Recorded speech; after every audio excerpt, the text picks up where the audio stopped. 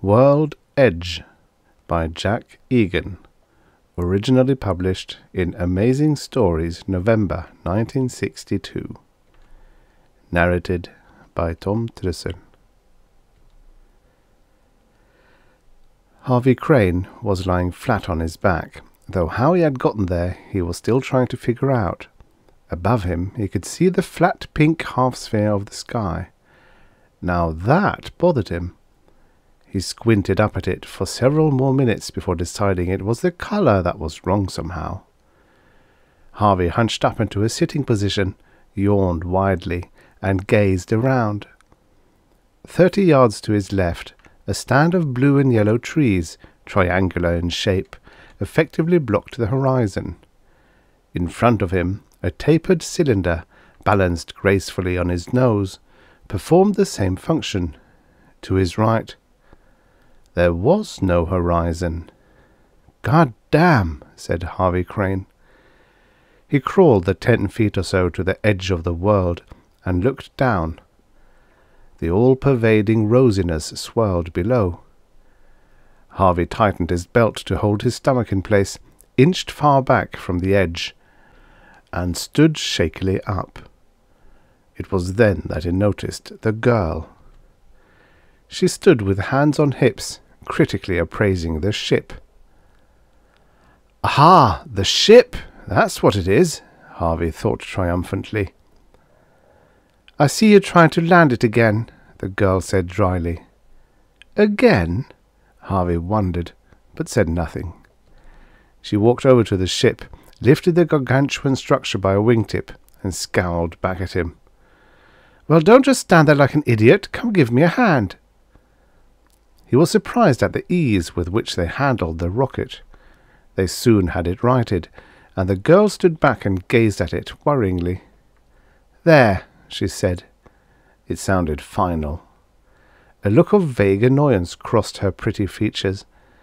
She shook her long brown hair into place, flicked an imaginary speck of dust off her spotless white trousers, rolled the sleeves of her blouse up, and erased the ship.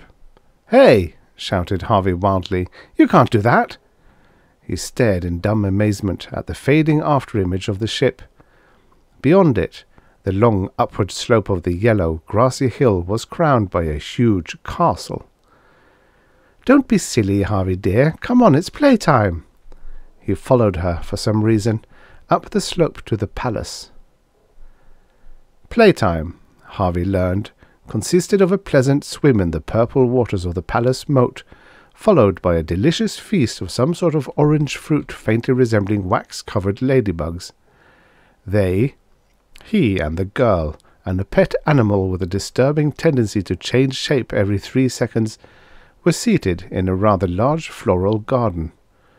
There was a formal one somewhere nearby, Harvey learned, gazing. That is to say, the girl was gazing at the garden, the animal at Harvey, and Harvey at her.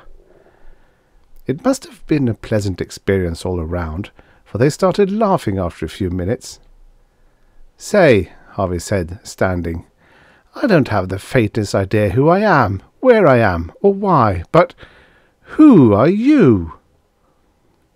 She bit her lip and said with forced gaiety, "My goodness, Harvey, don't you remember?"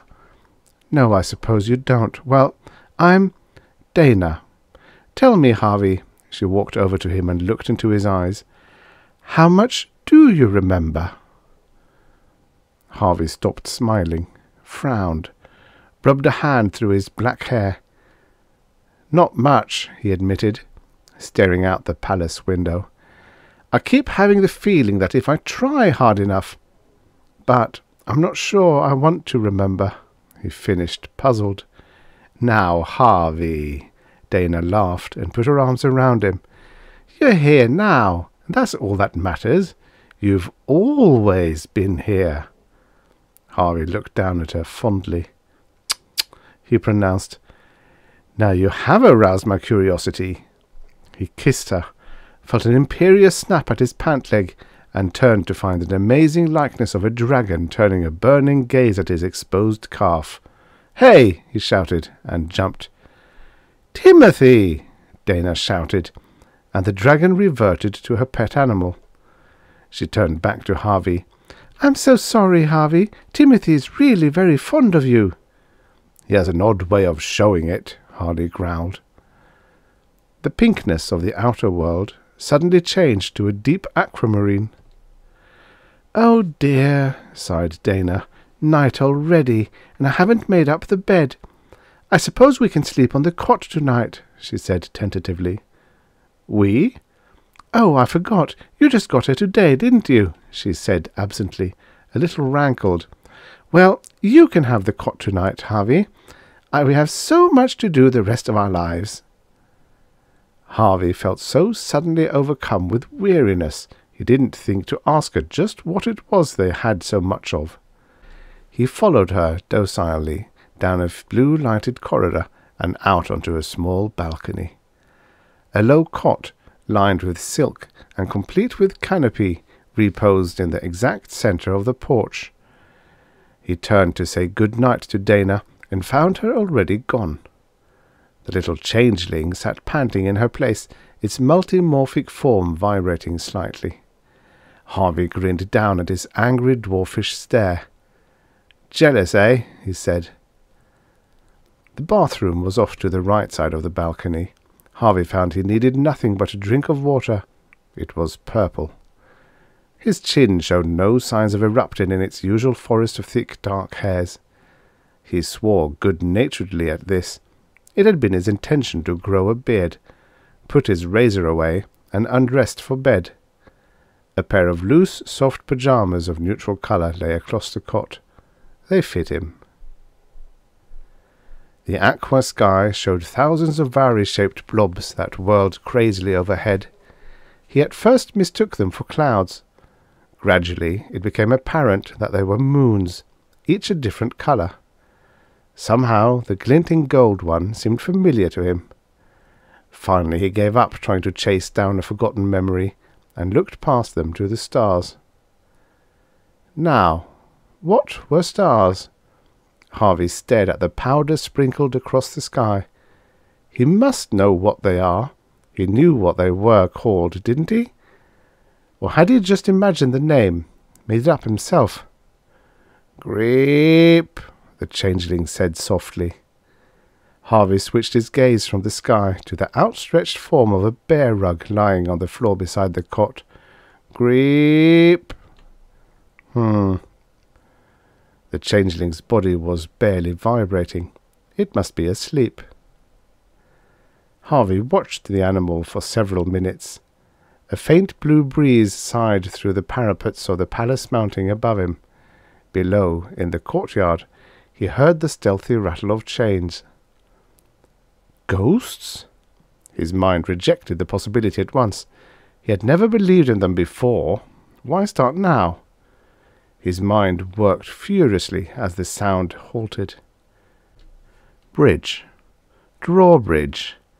He recalled seeing a drawbridge across the moat when Dana had led him swimming yesterday, only they had entered through a small door set flush with the surface of the water.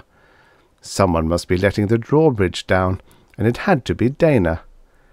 Harvey raised up on his elbow and carefully put a foot over the edge of the cot. He crept to the railing of the balcony and looked down 80 feet of blue emptiness to the yellowness of the hill. Down it, a cloaked figure followed a crooked path to the edge of the world. Dana. Something sparked an irrational fear in Harvey as the figure grew smaller with distance. He wrapped his robe about him, slipped into his flight shoes. There was something to examine later. Where had he gotten those words? And dodged into a hallway. All roads led to the courtyard, Harvey knew. At least, all that he had covered. He cast an apprehensive glance over his shoulder to see if the changeling had followed him, then wondered at his apprehension. His memory of existence went back less than 24 hours, and this bothered him. He should have thought more about what the ship was, rather than where he was, he thought self-deprecatingly. But Dana had to be going somewhere, and in this world, bounded so tightly by infinity, There was nothing left to do but wonder where the hell she was going. He halted in the courtyard, located the path to the drawbridge, and found the drawbridge closed. Yip, Harvey thought. Either Dana was already back, or she had someone or something here to draw the bridge up after her departure. He whirled, saw nothing, and ran back to the garden, retracing their steps of yesterday to the small door unhinging out onto the moat. He stripped down to his trunks and slid out into the chill purple of the water. It became immediately obvious that swimming was not a nighttime sport. The water was extremely cold. Harvey twice bumped into floating cakes of ice, and harboured a species of life that, while seemingly harmless, certainly felt horrible. He pulled himself out on the far side and sat chattering for several minutes, massaging his legs. Somewhere on that small plain of grass, dear old Dana was up to something, and Harvey felt it imperative that he know what. He shuddered to his feet and gaped back at the castle. In the crazy lights of the whirling moons, shadows danced and played in the deep gouges of balconies and alcoves. The ramparts themselves stabbed into the night sky like the many pointed noses of rockets on the space field. Space field? Rockets? What? A dim wave of remembrance washed over Harvey. He clenched his fists and tried to think. He tore at the black veil over the past with mental fingers, and it resisted. He opened his eyes and found himself running down the esplanade toward the spot where he had regained consciousness the day before. He slowed to a walk, hoping the crazily darting, heterochromatic moons would hide his mobile shadow among the moving shadows of the fixed plants and rocks. Near the place where he had first met her, Dana halted and looked behind her. Harvey darted into the dubious shelter of a triangle tree and stopped, waiting breathlessly for her call of discovery. Nothing happened, and a few moments later he chanced to look. A row of 3 eyes stared coldly in his face. Harvey jerked back, shuddered to fight back a yell, and ran madly down the hill toward Dana, but she was no longer in sight. For one wild second, Harvey thought she had disappeared over the edge. A look confirmed the fallacy of the notion, but behind him, the 3 floating red eyes stared impassively. Angrily, he wrenched them from the air and flung the glowing coals out into infinity, and had the satisfaction of watching them dwindle into nothing. He had no idea what they were. All he knew was he hadn't liked them. Disappointed at having lost Dana, he started back up the hill toward the castle. Thud. Harvey picked himself up off the ground and explored the night air in front of him with wary hands. He encountered solid surface and felt his way around it, astonished. It was the ship. Dana had done nothing but render it invisible yesterday. He located the rocket tubes and the heavy arches of the landing fins, and looked up when he judged he should be under the airlock. A sudden frightful flood of memory poured over him. My God! Earth! The universe! Me! Harvey? Silence. He squatted down under the rocket's firing flange, hidden from view of the airlock. Harvey, dear, is that you? A light sprang out of the air 20 feet above the ground. Dana stood in breathtaking silhouette in a rectangular frame of familiar white. Harvey realized it was the first time since the crash. Since the crash that he had seen white light. White, the symbol of truth. He straightened, still under the flange, and waited while Dana decided to come down and look around. He would soon get the truth. Harvey? He tensed as her shapely legs appeared, carefully feeling for the rungs of an invisible ladder. When she reached the ground, Harvey stepped around the exhaust flange and flung himself on her. They landed in the yellow turf, and Harvey found without surprise he faced a formidable opponent. Whatever the force that had enabled her to lift the ship yesterday proved equally useful against flesh, but Harvey found he also possessed new strength. His eyes fell on the tiny metal case strapped to her waist. A matter disorganizer! "Harvey! Stop it, Harvey! You don't know what you're doing!" she screamed. He laughed harshly and finally succeeded in wrenching the little metal box away from her. "You were going to destroy the ship!" he shouted incredulously. "In God's name, why?" She stepped back from him, tears glistening in her eyes. "To keep this from happening," she panted. She turned and yelled something at the castle. In the weird moonlights, a huge flying monster dragged itself from the topmost pinnacle and came in a banshee wail toward Harvey. He put down his fear and aimed the matter disorganizer carefully. The huge yawning mouth gaped out at him as he pulled the actuator. The banshee's scream stopped abruptly. The monster vanished. Dana fell to her knees, sobbing. "You've killed him! You've killed Timothy!" she cried. Harvey turned back to the ridiculous rectangle of white radiance suspending in mid-air and adjusted the MD's energy span. The solid metal walls of the rocket reared into the night sky. "All right, Dana," Harvey said coldly, turning to the kneeling woman. "Where am I, and what's going on here?" I suppose I should tell you now," she choked out, standing without his help. Harvey felt suddenly cold. The night wind had ceased, and a blue heatlessness settled over the yellow field. Even the moons had lost some of their giddy fervour. "Go on, I'm listening." He felt his voice soften and rebelled. He had been subservient for too long in this crazy world, he realized. He felt something else was necessary. "I remember now," he stated. Dana sucked in her breath and stared at him longingly. "Oh, Harvey, darling, I've lost you so many times already. Must we go through it again?" she said sadly. Harvey said nothing. Her shoulders sagged. "Very well. It isn't a long story. You remember Earth, Harvey? Your Earth?" "I remember." "You know why you came here?" "No." "Look at your ship, Harvey. It's old. It is very old. I'm going to tell you something you already know, but won't admit to yourself." A frightened look appeared in Harvey's eyes. "Well, go on, tell me!" he shouted impatiently, fearfully. "After your ship left Earth, Harvey, it jumped the light barrier. But you and the others hadn't counted on the forces involved. Everything but the man was designed to take that jump. You never came out of overdrive, Harvey. You're still in that ship, and you'll never wake up." She laughed, cried at Harvey's twisted face.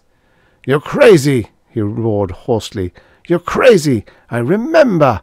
I know where I am, and how to get back." "Take a look around you, Harvey Crane." Dana laughed at him hysterically. "Do you think a world such as this could ever really exist?" "All this, Harvey," she gestured at the chunk of land, the castle, and the moons. "They're just symbols. This island, your mind. The world edge is the end of reality. Out there, the moons. They are insanity." "But you wanted me to stay here. Why did you change your mind?" He stared at her accusingly. "If you wish, you can ascribe motives to my actions," Dana said tiredly. "But they are your motives, not mine, Harvey.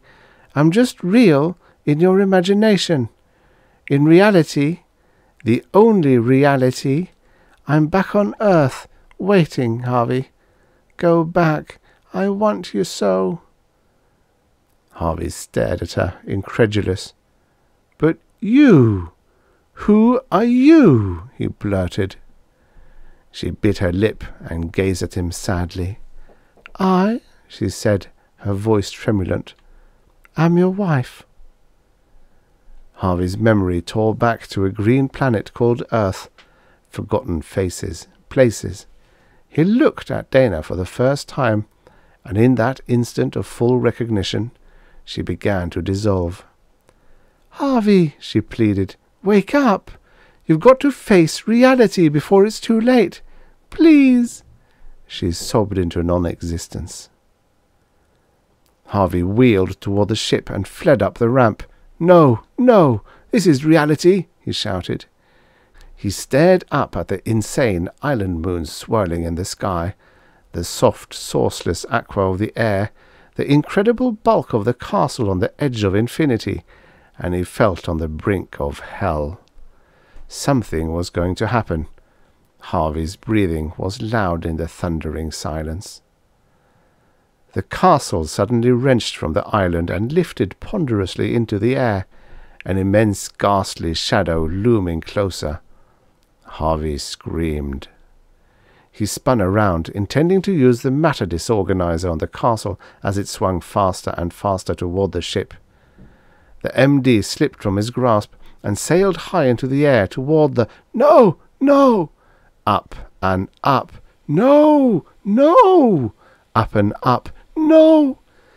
"Please, Harvey, you're trapped in your imagination. You've got to face reality." Clank. It hit the ship. The universe dissolved in a vivid flash of white fire, and still Harvey could hear Dana's whispered pleading.